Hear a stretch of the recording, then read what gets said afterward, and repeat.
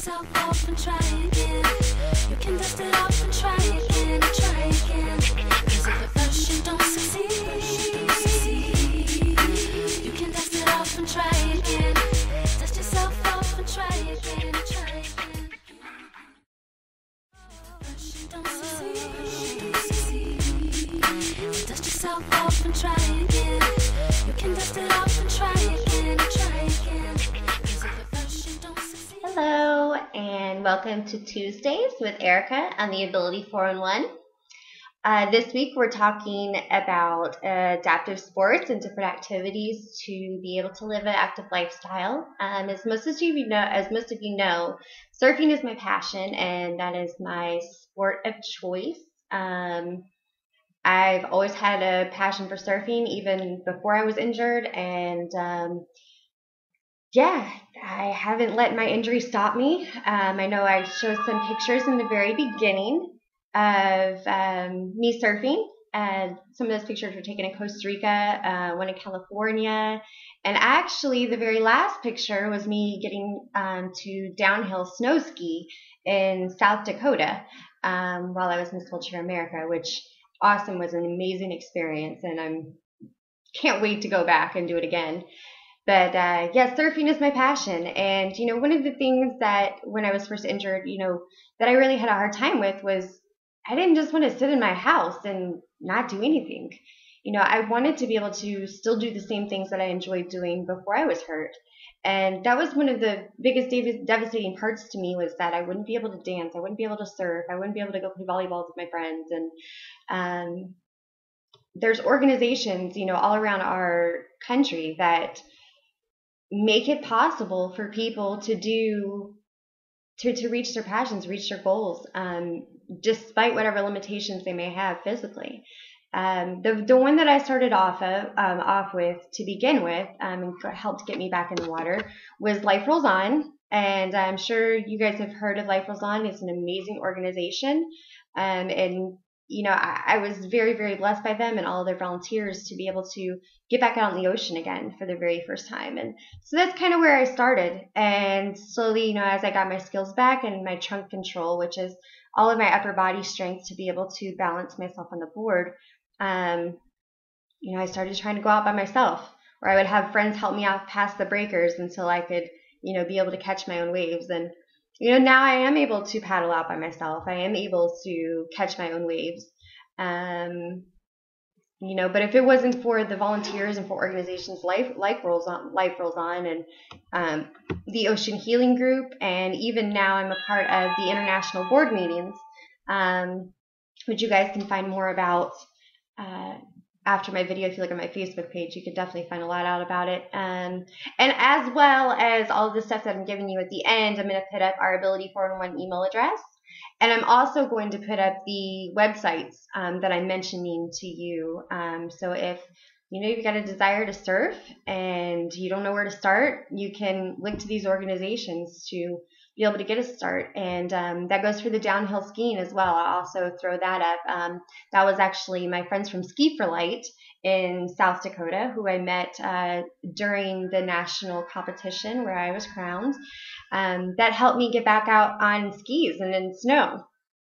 And little did I realize before all of this that skiing actually during the winter months is a perfect way for me to strengthen my core muscles and use the same muscles that I use to surf, I use to downhill snow ski. So, it was a perfect, substitute for surfing during the winter, since I'm not one to get into cold water, even with the thickest of wetsuits. Can't handle being cold. So I'm definitely a Atlantic Ocean surfer, because it's a lot warmer on the East Coast than it is the West Coast.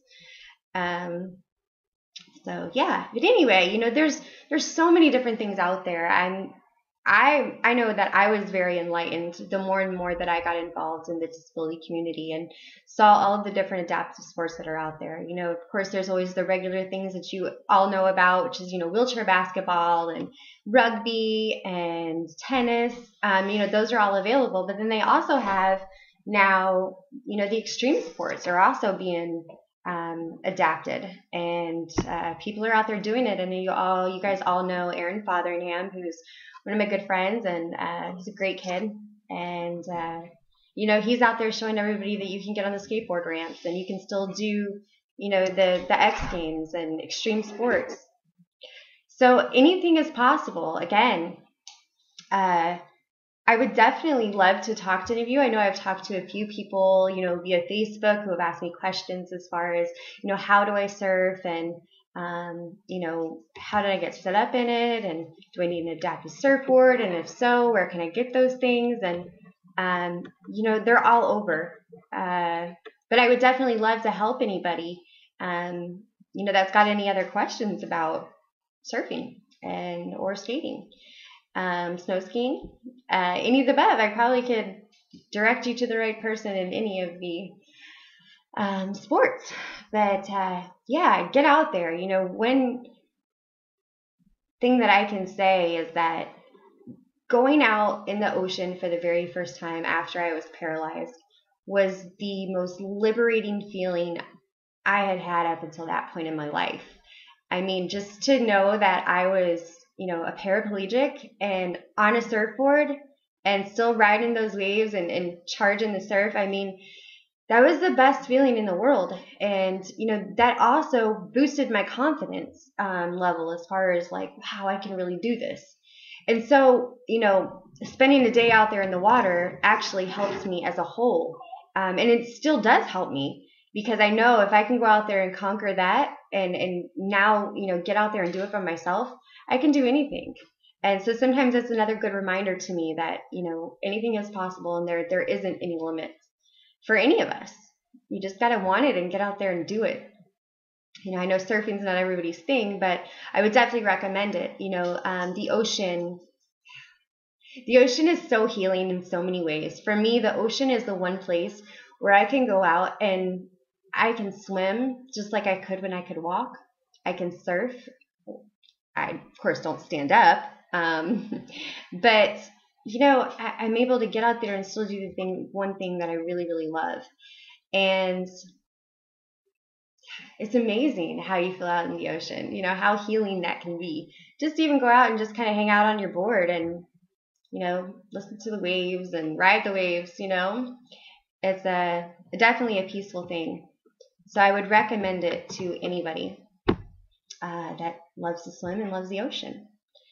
So yeah, this is my take on adaptive sports. I'm sure there's going to be a lot of other things that are going to come up this week with our other hosts, because we're all involved in different stuff, and I don't think that adaptive sports, not everybody is into sports, before or after they're injured. So for some people, like, Kumi, her thing is singing and being on stage.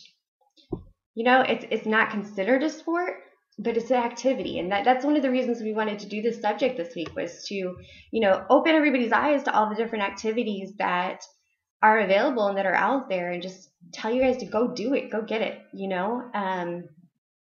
Say somebody who loved to sew or loved to knit or crochet, and they became a quadriplegic and they can't use their hands anymore. I bet you there's a way to find out how to do it. So the possibilities are endless. The sky's the limit.